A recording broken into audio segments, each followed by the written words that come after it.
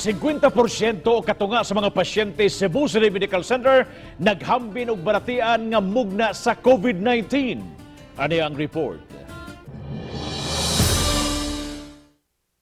Gibutyag sa tagduma sa Cebu City Medical Center nga sobra na sa 50 nila ka mga COVID patients, mga severe o critical nga naka-confine sa ilang isolation facility. Gikan sa duha nahimo nang 5 karon ang isolation facility sa CCMC. Bisan pa man ini gipaniguro sa CCMC nga hanay ang pagatiman sa mga pasyente, bisan pa man og nagkuwang sila sa ilahang medical personnel. Most of them are not vaccinated. Na mga sa mga 50s, 60s.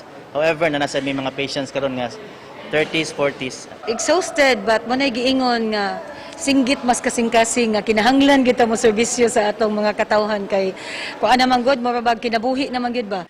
Giangkon sa mga opisyal sa CCMC nga adunay usa ngadto sa duha ka mga COVID patients ang mamatay halos matag adlaw. Sagad kanila uwahinang na-admit sa ospital ug ang uban mipili sa CCMC nga second choice kay nabalibara na sa mga pribadong tambalanan. Samtang nunod sa padayang pagsaka sa kaso sa COVID-19, gikinahanglang adunay laing kabutangan sa mga pasyente. Subay nini gipahigayon ang soft opening sa ikaduha o ikatulong andana sa bag-ong CCMC building. Sa duha ka mga andana at timanon ang mga pasyente nga maghambin sa lain-laing sakit samtang ang COVID patients gipahiluna sa sitong building nga gihimo karong COVID isolation facility.